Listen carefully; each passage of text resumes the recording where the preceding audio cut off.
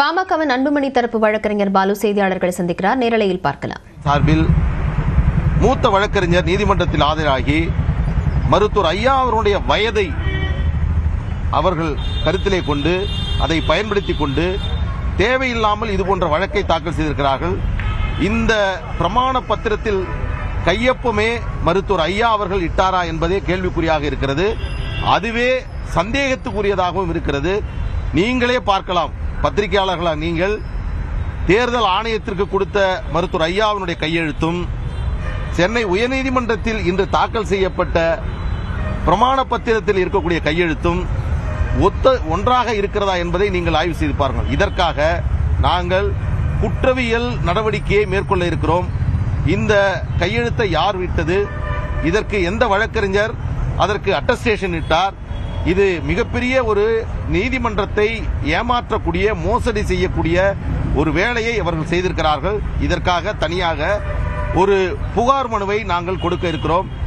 அதற்காக தனியாக ஒரு குற்றவியல் வழக்கையும் நீதிமன்றத்தில் தொடுக்க இருக்கிறோம்.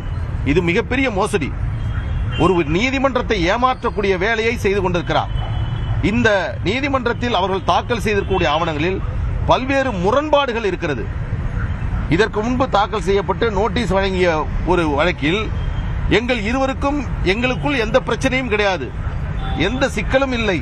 அப்படி இருக்கின்ற பொழுது தேர்தல் ஆணையம் எங்களுடைய மனுவை ஏற்றுக்கொள்ளவில்லை என்று ஒரு தரப்பிலும், எங்கள் இருதரப்பிற்கும் பிரச்சனை இருக்கிறது, இந்த பிரச்சனை முடிகின்ற வரை மாம்பழம் சின்னத்தை நிறுத்தி வைக்க வேண்டும் என்று இன்னொரு வழக்கையும், அதற்கு மேலாக எங்கள் பிரச்சனை தீர்வு காணுகின்ற வரை தமிழ்நாட்டில் தேர்தலே நடக்கக்கூடாது என்று ஒரு வழக்கையும், இது போன்ற ஒரு வழக்கை நான் வாழ்நாளில் என்னுடைய வழக்கறிஞர் அனுபவத்தில் நான் பார்த்ததே இல்லை.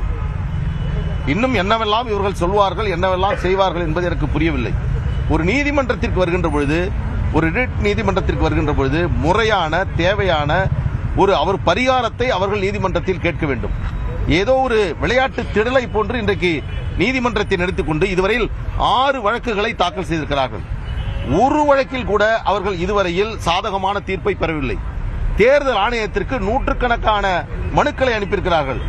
ஒரு மனுவில் கூட தேர்தல் ஆணையம் உரிய உத்தரவை அவர்களுக்கு பிறப்பிக்கவில்லை.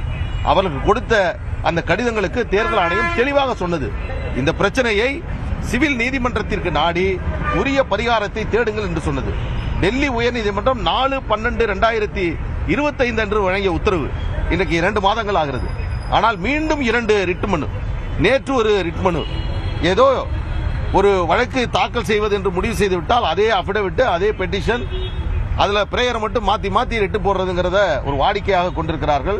எனவே இன்றைக்கு மிக அழுத்தமான தீர்ப்பை நீதிபதி அவர்கள் வழங்கியிருக்கிறார்கள். இன்னொன்று, டெல்லி உயர்நீதிமன்றம், சென்னை உயர்நீதிமன்றம் இதுவரையில் நீதிமன்றங்கள் பிறப்பிக்கக்கூடிய எந்த உத்தரவையும் சிவில் நீதிமன்றம் விசாரிக்கின்ற பொழுது கருத்தில் கொள்ளாமல் உரிய விதத்தில் இருக்கக்கூடிய ஆவணத்தின் அடிப்படையில் மட்டுமே சிவில் நீதிமன்றம் உரிய உத்தரவை பிறப்பிக்க வேண்டும் என்ற தெளிவையும் அவர்கள் தெளிவுபடுத்தியிருக்கிறார்கள். இன்னும் ஒருபடி மேலே அவர்கள் சென்றிருந்தால் இன்றைக்கு மருத்துவர் ஐயா அவர்களுக்கு அபராதம் விதிக்க நேர்ந்திருக்கும். ஒரு மூத்த அரசியல் தலைவர், எங்களுக்கு கட்சிக்கெல்லாம் நிறுவனராக இருக்கக்கூடியவர். எனவே அபராதம் விதிக்கக்கூடிய நிலைக்கு செல்லக்கூடாது என்று அந்த முறையீட்டை நாங்கள் நீதிமன்றத்தில் எழுப்பவில்லை. இல்லை என்றால் இன்று இருக்கக்கூடிய பல்வேறு முரண்பாடுகள், இதில் இருக்கக்கூடிய அவர்கள் செய்திருக்கக்கூடிய பல்வேறு தில்லுமுள்ளுகளை நாங்கள் வெளியே சொன்னால் அது நிச்சயமாக மருத்துவர் ஐயா அவர்களை பாதிக்கும் என்ற ஒரு காரணத்தால் இன்றைக்கு அமைதியாக இருக்கிறோம். ஆனால் மருத்துவர் ஐயா அவருடைய கையெழுத்தை யார் போட்டார்கள், அந்த கையெழுத்திற்கு எந்த வழக்கறிஞர் ஒப்புதல் வழங்கினார் என்பதை உரிய.